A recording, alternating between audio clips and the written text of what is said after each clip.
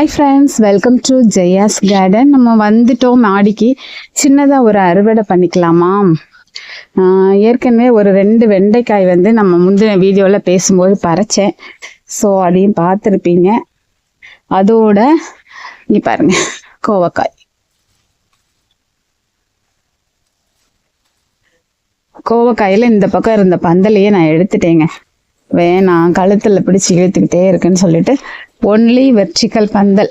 அதில் நீ என்ன காய்கறியோ அந்த காய் வந்து எனக்கு சமையலுக்கு போதுமானது. ஸோ அப்படியே விட்டுறலான்னு முடிவு பண்ணிவிட்டேன். ஒரு கையில் வச்சுக்க முடியல.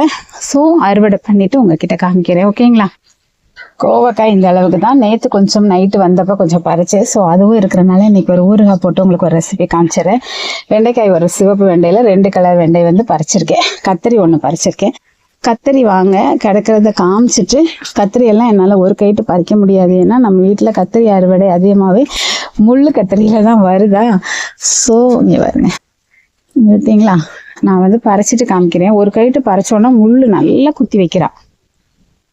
4 கத்திரி மட்டும்தான் பறிச்சுக்கிட்டு, சரி இன்றைய தேவைக்கு மட்டும் பறிச்சிட்டோன்னா அடுத்தடுத்து நம்ம தேவைப்படும் போது பறிச்சுக்கலாம். வீட்டில் தானங்க இருக்குது, எதுக்குங்க எடுத்து போய் ஃப்ரிட்ஜிலலாம் வச்சுக்கிட்டு. அதனால தேவைக்கு மட்டும்தான் பறிக்கிறது. பச்சை மிளகாய் இருக்காளான்னு பார்க்குறேன். பச்சை மிளகாய் பழத்தை கூட சாப்பிட்றாங்கங்க. ஒரு பழம் கடந்தது காணோம் பாருங்களேன். சரி, அப்புறம் வந்து ஒரு புதிய அறுவடை பாருங்களேன். பச்சை வெண்டை போட்டிருந்தோம், இப்பதான் அவ வந்தா. அதுக்குள்ள இருங்க காய்க்க ஆரம்பிச்சிட்டா. இங்க இருங்க, குட்டியா இருந்தாலும் பரவாயில்ல, ஒரு பச்சடி வச்சிடலாம். பார்த்தீங்களா, பச்சை வெண்டைங்க.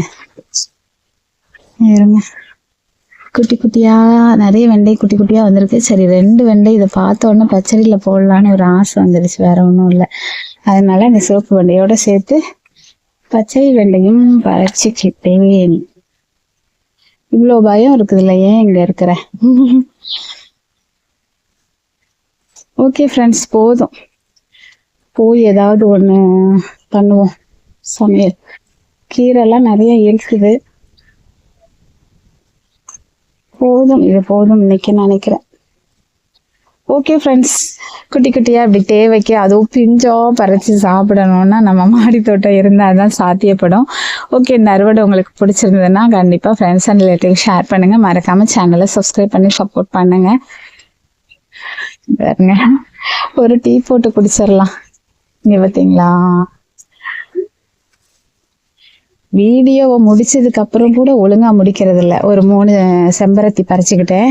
சங்குப்பூ இருக்கு, 2ஐயும் சேர்த்து போட்டு ஒரு டீ போட்டு குடிச்சோன்னு வச்சுக்கோங்க, வேலை பார்க்கறதுக்கு ஃப்ரெஷ்ஷாக சூப்பராக இருக்கும். உடம்புக்கு நல்லது, டேஸ்ட்டுக்கு டேஸ்ட்டு.